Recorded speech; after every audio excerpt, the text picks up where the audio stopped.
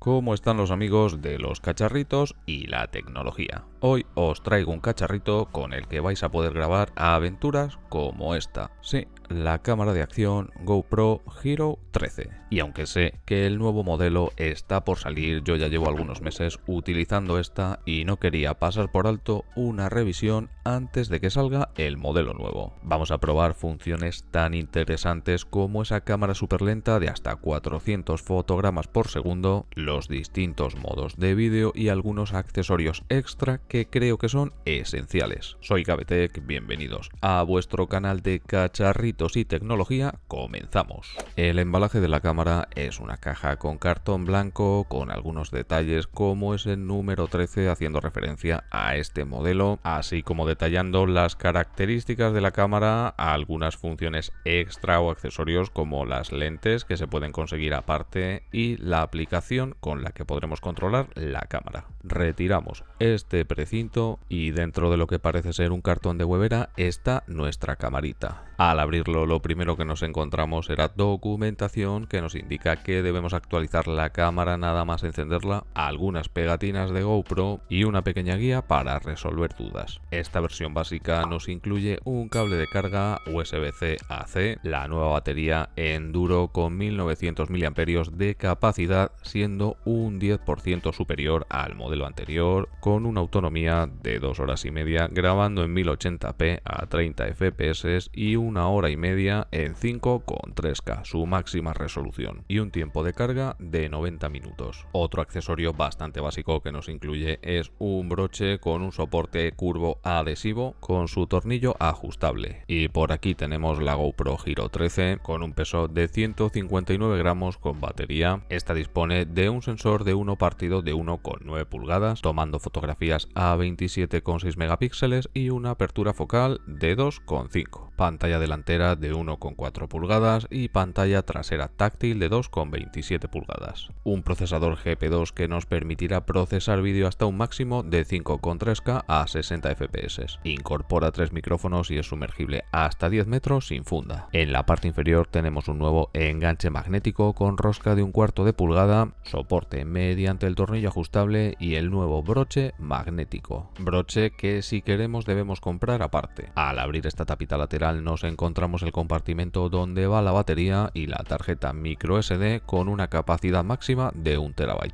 El puerto de carga y de descarga de datos USB-C, y si queréis un consejo, extraed siempre los datos mediante el USB-C para que no olvidéis la tarjeta porque no dispone de memoria interna. Nada más encenderla emitirá 3 pitidos y nos saldrá un menú de configuración para que seleccionemos nuestro idioma. Y como os decía al principio, en la primera conexión tenemos que conectar nuestra cámara con el smartphone para actualizarla a la última versión. Dentro de los ajustes de vídeo básico podemos seleccionar el modo estándar a 5,3K y el modo HDR.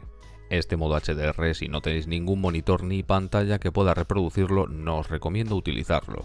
Dentro de esa configuración básica también tenemos 3 modos de calidad: 4K, 1080p y 5,3K. El vídeo que estáis viendo ahora está grabado en 4K a 60 fps.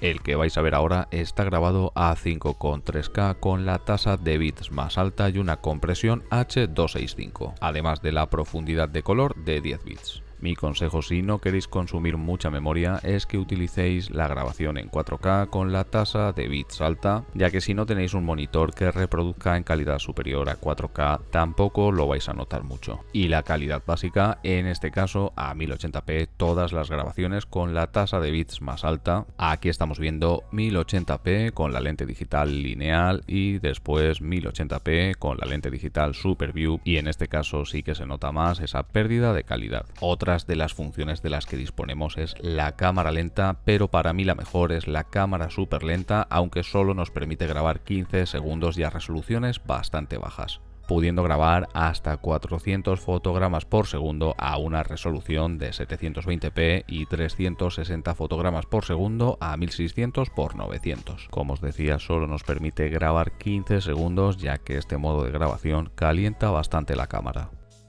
aún así nos permiten tomar este tipo de capturas que a mí siempre me llamaron la atención y me parecen bastante impresionantes. En todos los vídeos que estáis viendo a cámara lenta la velocidad se ha reducido a 0,08x. Aquí podéis ver el despegue a cámara lenta de este Potensic Atom 2 y aunque normalmente suelo pausar el vídeo para contaros esto, este no va a ser el caso. Déjame decirte que si te está gustando el vídeo te invito a que te suscribas, le des like, actives la campanita para más vídeos como este, que en la pestaña publicaciones publico todas las ofertas de cacharritos, códigos de descuento y muchas cosas más, y te invito a unirte a nuestros canales de Telegram y WhatsApp para que te enteres de todo antes que nadie, y si no sabes cómo, prueba escaneando esos códigos QR. Además, como siempre, en el cuadro de descripción tenéis todos los enlaces de estos cacharritos con unos códigos de descuento. Otra de las grandes capacidades de esta GoPro 13 es poder seleccionar entre las distintas lentes digitales que nos permitirán grabar con un gran ángulo de imagen, o como por ejemplo esta lente digital lineal con el bloqueo del horizonte, que por mucho que giremos la cámara, el horizonte siempre permanecerá totalmente estabilizado. Ahora vamos a ver varias comparaciones entre estas lentes digitales. Todo se ha grabado a 5,3K, 60 fotogramas por segundo, con una profundidad de color de 10 bits, nitidez media y la tasa más alta. Y como se puede observar, según vamos aumentando de lineal a hyperview, el ángulo de grabación cada vez es mayor, con una calidad de vídeo profesional. Y si lo que queréis es un vídeo completamente estabilizado y que no se vea nada curvado, con la opción lineal más bloqueo del horizonte podéis obtener imágenes como estas. Un bonito lugar que grabé con ese Potensic Atom 2 que os dejo aquí arriba por si queréis echarle un vistazo. En la parte superior tenemos el botón de disparo de vídeo y fotografía. Si deslizamos hacia arriba abriremos la galería de vídeo, y si deslizamos hacia abajo abriremos un menú con distintos ajustes rápidos, como por ejemplo el control de los LEDs delantero y trasero, el control de activación por voz, con el que mediante la voz podremos activar la cámara y grabar o tomar capturas, la configuración de la pantalla frontal para activarla, desactivarla y seleccionar qué iconos o qué formato queremos ver, el bloqueo de la orientación de la cámara, activar y desactivar el salvapantallas y la selección manual o automática de la lente acoplada a una serie de lentes y filtros ND que no nos vienen incluidos tampoco y debemos comprar aparte, activar y desactivar el volumen de la cámara y activar y desactivar el bloqueo de pantalla. Al deslizar a la derecha tenemos el emparejador para emparejarlo con el smartphone y controlar la cámara con esa aplicación de GoPro, y la selección de controles fácil y Pro. Mi consejo, la mejor selección es Pro, ahora lo veremos. Al deslizar a la izquierda nos encontramos un menú de gestión de almacenamiento y configuración de subida a la nube. Al elegir esos ajustes Pro podemos seleccionar formato de vídeo como este en 9:16, que sería perfecto para subir contenido a redes sociales en formato vertical. Ahí tenéis a mi señor padre cavando el huerto. Mira qué arte es cocotando terrones. Desde este menú tenemos un gran margen de control para seleccionar los distintos encuadres, resoluciones, velocidad de fotogramas, el tipo de lente y la estabilización, como por ejemplo ahora esa estabilización desactivada, que como podéis ver la imagen tiembla un montonazo. Tener la estabilización desactivada solo nos sería útil si tenemos la cámara montada en un trípode. Y aquí podéis ver la gran diferencia con esa estabilización Hyper Smooth activada. Voy corriendo detrás de ese Potensic Atom 2 y la imagen apenas se mueve. Y creedme que llevaba buen trote porque tenía puestas las típicas botas de punta de acero. En este caso llevando la cámara montada en la típica tabla de paddle surf con el movimiento de las olas, como podéis ver el horizonte no se mueve. Y es cierto que al utilizar este tipo de estabilización tan agresiva suele reducirse mucho el tamaño de la imagen, así como perder calidad de vídeo, y como estáis viendo la calidad es absolutamente impresionante.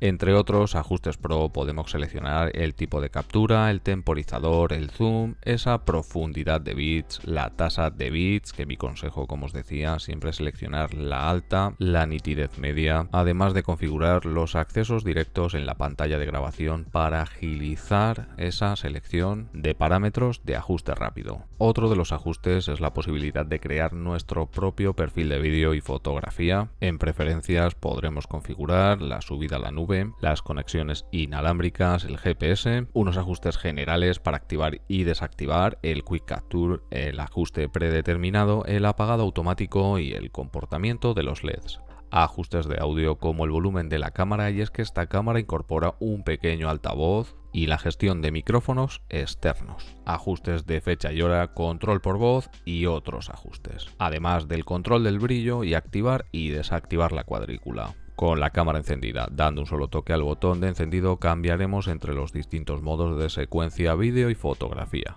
Aquí se pueden ver algunas de las fotografías que he sacado con esta GoPro 13, todas a 27,6 megapíxeles, y la única diferencia está entre gran angular y lineal. Y donde creo que no tiene una gran ventaja esta cámara es en la grabación y la fotografía nocturna.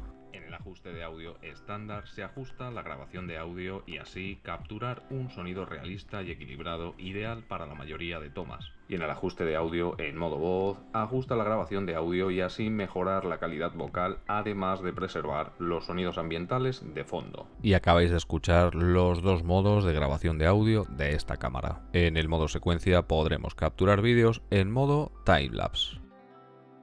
En la parte delantera tenemos esta rejilla de refrigeración y uno de los 3 micrófonos, además de un LED. Aquí tenemos otro micrófono y esta pestaña es la de desaguado de los micrófonos y el altavoz. No intentéis abrirla. Esta es la tarjeta micro SD que yo estoy utilizando y os recomiendo. Y esto es otro accesorio que os recomiendo encarecidamente, esta estación de carga de baterías con 2 baterías Enduro, que nos incluye las 2 baterías Enduro, el cable de carga USB-C a C y la estación de carga. Esto también es algo que debes comprar aparte, pero si quieres estar listo para la acción en todo momento y no quedarte sin batería, es más que recomendable. Y los otros 2 accesorios que os recomiendo, uno de ellos encarecidamente, es esa funda de protección acuática. Y es que aunque la cámara resista hasta 10 metros de profundidad, si lo vais a utilizar en el mar, en agua salada, esta es bastante corrosiva. Lo recomendable es utilizar una carcasa. Además, esta carcasa nos da hasta 60 metros. El otro accesorio, esto es más por capricho que otra cosa, es esta funda de goma que podría evitar daños con algunos golpes menores,